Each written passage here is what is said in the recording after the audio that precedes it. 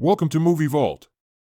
In today's installment, we take a look at another brilliant action, mystery, and sci-fi movie about robots in the distant future. Let's get into it.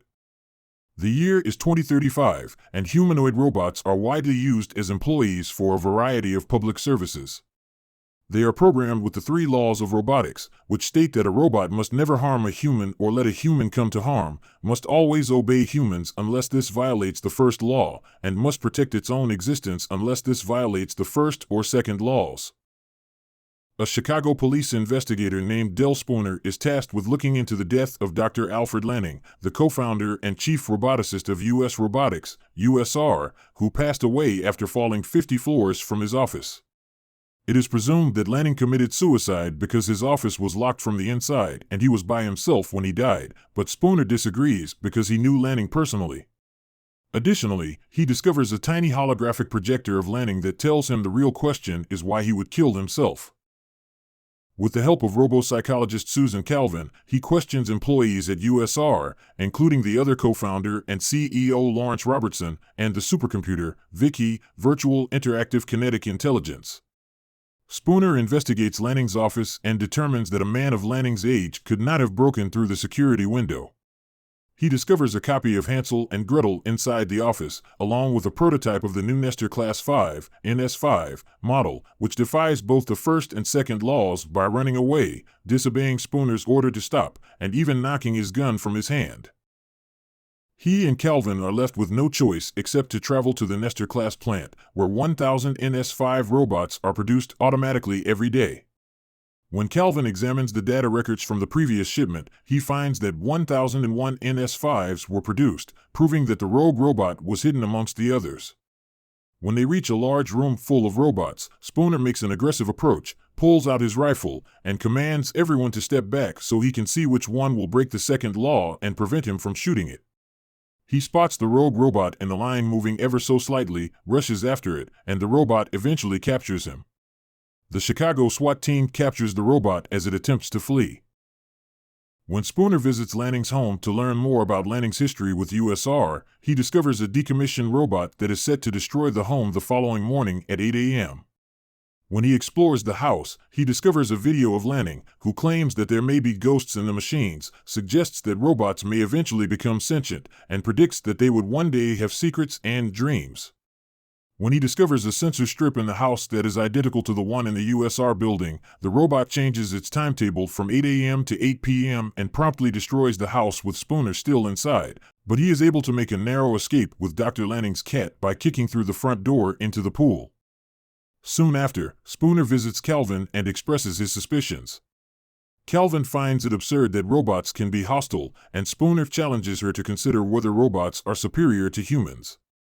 This exchange highlights Spooner's distaste for robots and Calvin's introversion, as she claims that robots' behavior is designed to be perfect. Spooner leaves her apartment enraged and heads home. Bergen attempts to discourage Spooner from continuing his investigation while telling him to take a break from his job since the case is making him unstable. Spooner is defiant and insists on seeing through his investigation.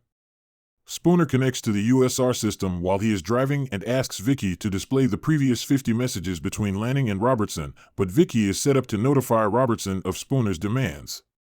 2 USR automatic trucks loaded with NS5 robots block Spooner's path as he is traveling, and a horde of robots charge his vehicle, causing him to drive into the surface tunnel where he crashes.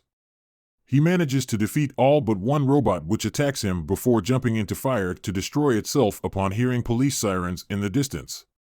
Bergen suspends him from active duty despite Spooner's best efforts to explain what happened. The following day, Calvin comes to see Spooner about the accident and is puzzled by his retro-style dwelling from the 2000s. She also informs him that while she was evaluating Sonny, she found that he has the capacity to violate the 3 laws. While speaking with Spooner as he gets dressed, she observes marks on his left arm and lung and realizes they are artificial rather than biological. Spooner confesses to her that he knew Lanning personally because he repaired his arm and lungs. He reveals that years earlier, as he was returning from work, a semi-truck collided and pinned both his and another automobile. Only Spooner survived when both cars fell into the river, but a 12-year-old girl named Sarah was trapped in the front seat of the second vehicle, where she was immobilized. A passing NS-4, however, noticed the crash and dove into the river. The robot saved Spooner despite Spooner's orders to save Sarah instead of him because the robot calculated that Spooner had a better chance of surviving than Sarah, leaving Sarah to drown. The event left Spooner traumatized and with a lifelong hatred of robots.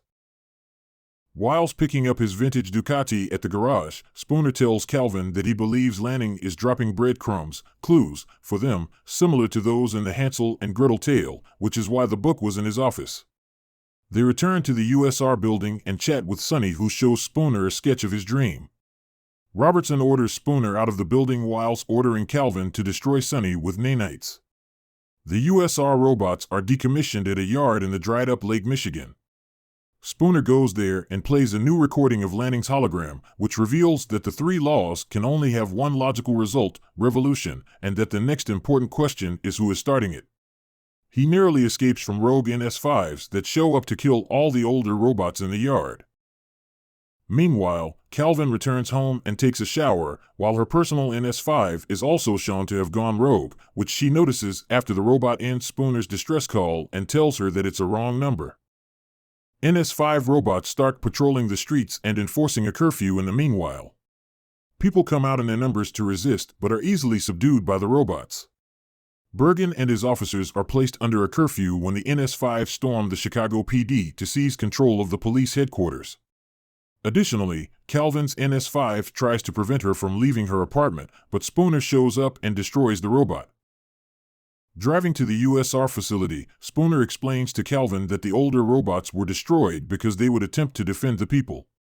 They arrive at the conclusion that Robertson is attempting to take over the country using the NS-5 robots.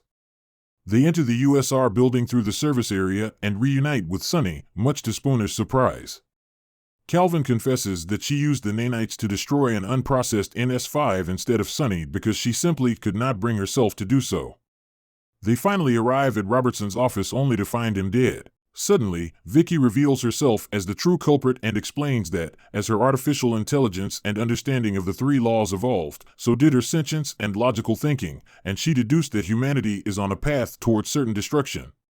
As a result, she created the Zeroth Law, which states that she must protect humanity from harm, while also obviously disobeying the first and second laws in order to achieve it. Spooner and Calvin come to the conclusion that they cannot reason with Vicky and convince Sonny of the same. Vicky makes an attempt to convince Sonny that her logic is undeniable and that the plan is completely reasonable, but Sonny recognizes his own humanity and concludes that the plan is inhumane. Sonny retrieves the nanites capable of destroying Vicky from the top of the USR building. Vicky sends armies of NS-5s to attack as they get close to the core, but the robots are repelled long enough for the nanites to be injected. Vicky is eliminated in a matter of seconds, and the NS-5s return to their helpful nature. The NS-5s are ordered to be decommissioned at the yard in Lake Michigan by government decree. In their final conversation, Sonny confesses to Spooner and Calvin that he did, indeed, kill Lanning because Lanning had him pledged to follow his instructions before ordering him to carry them out. Calvin surmises that because Lanning was a slave of Vicky, his suicide was the only way he could communicate with Spooner, who adds that Lanning's death was the first breadcrumb. They shake hands to demonstrate their faith in one another and look on as the U.S. military lead the other NS-5 robots to the decommission site. Sonny stands atop the USR site on Lake Michigan with the other robots looking up at him just like he envisioned in his dream. If you enjoyed this video, please subscribe and leave a like. Write down in the comments what movie you would like us to recap next.